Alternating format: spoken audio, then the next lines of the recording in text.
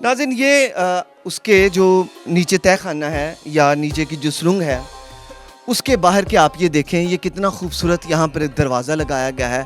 उसमें बाकायदा सुराख हैं हवा के लिए। नीचे से जो हवा है वो ऊपर आ रही है। इसकी जो बनावट है वो आप देखें तो हम तीसरी मंजिल पर हैं। इसके ऊपर भी जा सकते हैं, लेकिन ये है कि सीढ़ियाँ जो हैं वो काफ़ी डिमॉलिश हो चुकी हैं और ख़तरे की वजह से हम मज़ीद इसके ऊपर नहीं जा सकते।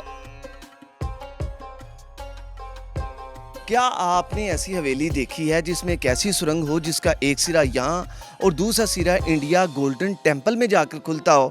और ऐसी हवेली क्या आपने देखी है जिसके 100 से ज़ायद कमरे हों और जिसकी 3 स्टोरीज़ हों और जिसकी तारीख़ 300 साल पुरानी हो? तो आइए आज हम आपको एक हवेली दिखाते हैं जिसकी जो तारीख़ है वो 300 साल कदीमी है। ये हवेली कौन सी है, हम आपको दिखाते हैं।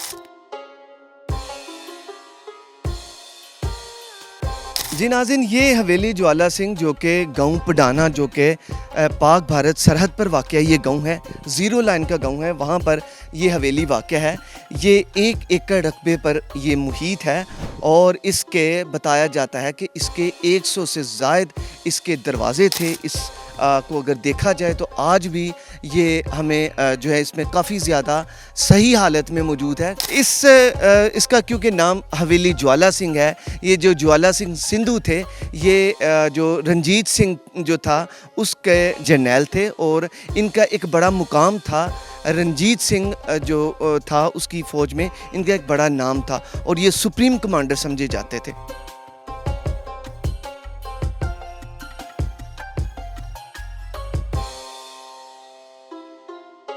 जी, तो इस वक्त मैं उस सुरंग के बाहर मौजूद हूँ। ये 300 साला कदीमी सुरंग है और ये सुरंग का एक सिरा यहाँ पर, दूसरा जो है वो गोल्डन टेम्पल यानी इंडिया अमृतसर में जाकर खुलता है और इसका तीसरा जो पॉइंट है वो शालामार बाग लाहौर में है। ये आखिर इतनी देर से ये सुरंग बंद है, इसमें क्या है, हम भी ये राज आज जानने की कोशिश करते हैं। आइए आपको भी दिखाते हैं। 300 साला कदीमी ये सुरंग है जो कि महाराजाओं के दौर की थी। इसके अंदर क्या मनाजर है हम आपको दिखाते हैं। जी नाज़रीन, ये उसकी स्टेयर्स हैं, स्टेयर्स भी ज़रा दिखाइएगा। और इधर को हम आएँ तो पुरानी जो ब्रिक्स हैं वो यहाँ पर हमें नज़र आ रही हैं और ये ज़रा नीचे को मज़ीद करें, आगे हमें चमगादड़ें नज़र आ रही हैं जो कि जो है वो इधर उधर क्योंकि आखिर जहाँ पे ऐसी जगह जहाँ पर लोग आते जाते ना हों वहाँ पर यकीनन थोड़ा फियर भी होता है और ये चमगादड़ भी आपको इधर नज़र आ रही है।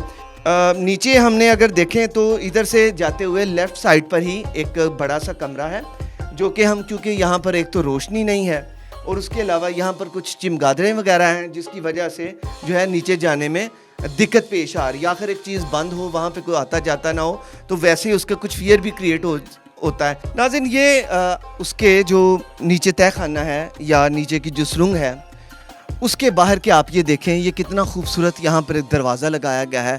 उसमें बाकायदा सुराख हैं हवा के लिए।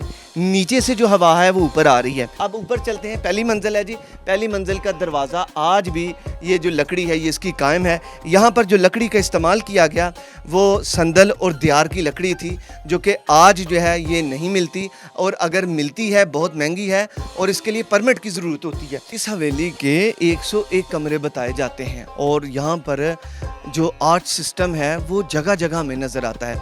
इस वक्त भी नाज़रीन इसकी अगर हम बनावट की बात करें तो ये आज भी महफूज है। बताया जाता है कि सन 1965 की जब जंग हुई थी तो यहाँ पर क्योंकि कब्ज़ा कर लिया था इंडियन आर्मी ने, वो यहाँ तक पहुँच गए और उन्होंने इस हवेली पर भी कब्ज़ा किया और फिर इस हवेली में आके जो उस वक्त जो कीमती चीज़ें थीं, जो पेंटिंग्स थीं या जो दीगर चीज़ें थीं, उन्हें वो अपना माल समझ के, जंगी माल समझ के लूट कर वो यहाँ से फ़रार हुए थे। ज्वाला सिंह सिंधु जो कि रंजीत सिंह की फ़ौज के अजीम जर्नैल थे, उनकी रिश्तेदारी भी थी रंजीत सिंह के साथ क्योंकि वो दोनों हमज़ुल्फ़ थे और यानी कि रंजीत सिंह की जो सिस्टर थी वो ये जो सरदार ज्वाला सिंह सिंधु है इनके साथ वो ब्याही गई थी। इसकी जो बनावट है वो आप देखें तो हम तीसरी मंजिल पर हैं। इसके ऊपर भी जा सकते हैं, लेकिन यह है कि सीढ़ियाँ जो हैं वो काफ़ी डिमॉलिश हो चुकी हैं और ख़तरे की वजह से हम मज़ीद इससे ऊपर नहीं जा सकते। तो नाज़रीन, आज हमने आपको